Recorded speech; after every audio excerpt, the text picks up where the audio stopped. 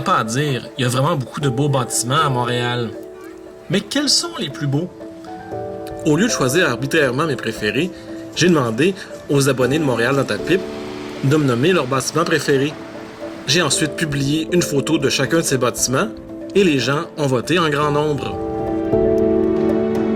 Comme j'ai déjà fait une vidéo sur les plus belles églises de Montréal en 2015, je les ai exclus de ce sondage. Et j'ai quand même été surpris de voir aucun bâtiment moderne dans les 10 préférés. Pourtant, il y en a de très beaux.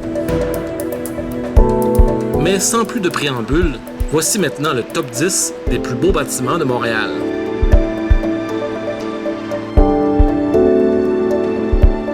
L'édifice Aldred est situé aux abords de la place d'Armes. C'est un des tout premiers gratte-ciels de Montréal. Il a été construit entre 1929 et 1931. Il fait 90 mètres et 23 étages. On appelle ce type d'architecture Art déco. Il a été construit à peu près à la même époque que l'Empire State Building à New York et il lui ressemble un peu. En beaucoup plus petit, évidemment. Le marché public Maisonneuve a été construit entre 1912 et 1914. En 1967, le marché public est fermé, étant jugé plus nécessaire à cause de la popularité grandissante des supermarchés. Et en 1980, l'intérieur du bâtiment est occupé par le Centre communautaire, culturel et social de Maisonneuve.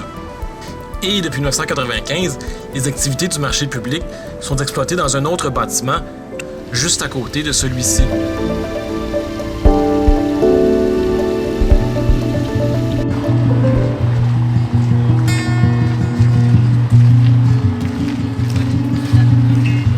Le marché Bon Secours a été créé en 1847. Au départ, en plus d'un marché public, c'était un carrefour urbain, en d'autres mots, un centre d'activité majeur et un lieu de rassemblement. Fait intéressant, à partir du 12 janvier 1852, le marché hébergeait l'hôtel de ville. De nos jours, le marché est le siège du Conseil des métiers d'art du Québec. Et d'ailleurs, il y a quelques boutiques d'artisanat à l'intérieur, ainsi que quelques restos et des salles de réception à l'étage.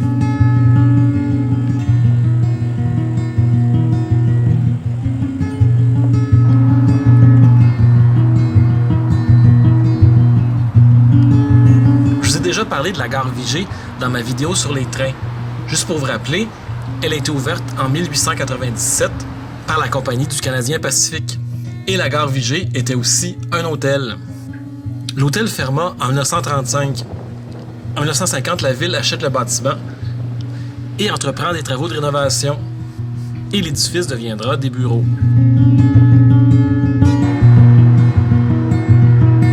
L'imposant édifice de la Sun Life a été construit en 3 phases entre 1913 et 1933. La compagnie Sun Life occupa les bureaux jusqu'en 1978 lorsqu'elle décida de déménager à Toronto à cause, selon son président, des restrictions de la loi 101. L'édifice deviendra alors un immeuble locatif. Il y a 114 colonnes qui décorent l'édifice.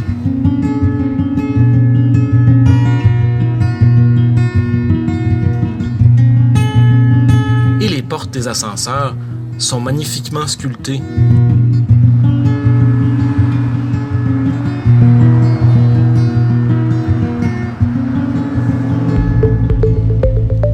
L'édifice de la Banque de Montréal, ou la BMO, a été construit en 1847 et est de style néoclassique. Ces architectes se sont inspirés grandement du Panthéon romain. Officiellement, c'est encore le siège social de la Banque de Montréal, mais la plupart des activités de cette banque sont maintenant dans des bureaux à Toronto. Oui, Banque de Montréal. Sur le fronton, la décoration représente le monde des finances. Un jour, si j'en ai la chance, je vous amènerai voir l'intérieur. C'est magnifiquement décoré et il y a même un petit musée sur la finance.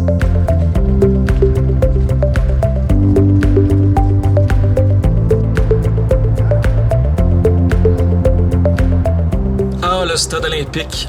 Le voir là en 4e place, ça va être sûrement très controversé. Mais moi, je l'aime bien, le stade. Je trouve qu'il représente bien Montréal. Bon, comme vous le savez, il a été construit pour les Jeux olympiques de 1976. et il peut accueillir jusqu'à 65 000 places. Récemment, la compagnie Desjardins a ouvert des bureaux dans le mât. Je sais pas s'ils prennent l'ascenseur du mât pour aller travailler. Ben non, je déconne, je sais que l'ascenseur s'en va seulement à l'observatoire du sommet. Faudrait bien trouver maintenant une utilité au stade comme tel, parce qu'il n'y a plus grand-chose qui se tient là de nos jours.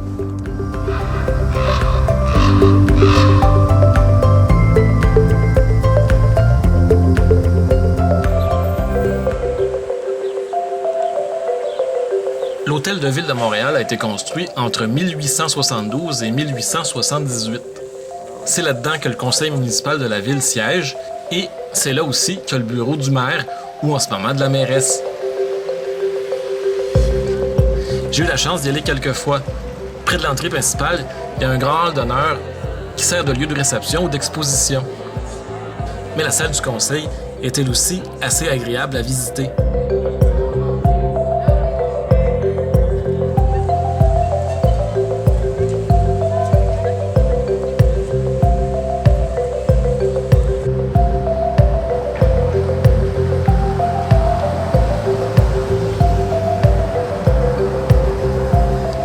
En deuxième position, un choix assez étrange, mais c'est souvent ce qui arrive quand on laisse voter les gens, l'Hôtel Saint-James. Ah, c'est quand même un très joli bâtiment. C'était en fait la Merchant Bank, et le bâtiment date de 1870. Bon, j'aurais vraiment aimé ça, vous amener à l'intérieur, mais comme c'est un hôtel 5 étoiles, j'ai pas trop les sous pour entrer. Et disons que je pense pas qu'il m'aurait laissé filmer de toute façon. Mais voici, grâce à Google, des images de l'entrée et du restaurant.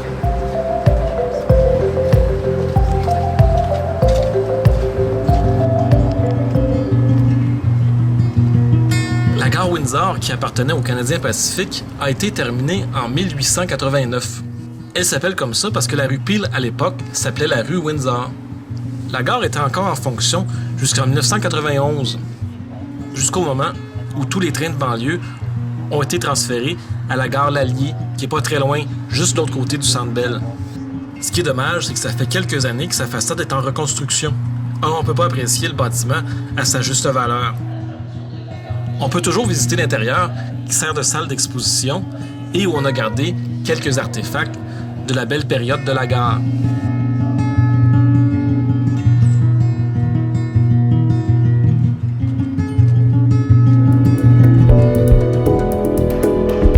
J'espère que ce petit survol vous a appris quelque chose. Est-ce que votre bâtiment préféré faisait partie de la liste? Venez en discuter sur ma page Facebook Montréal dans ta pipe et on se reparle bientôt.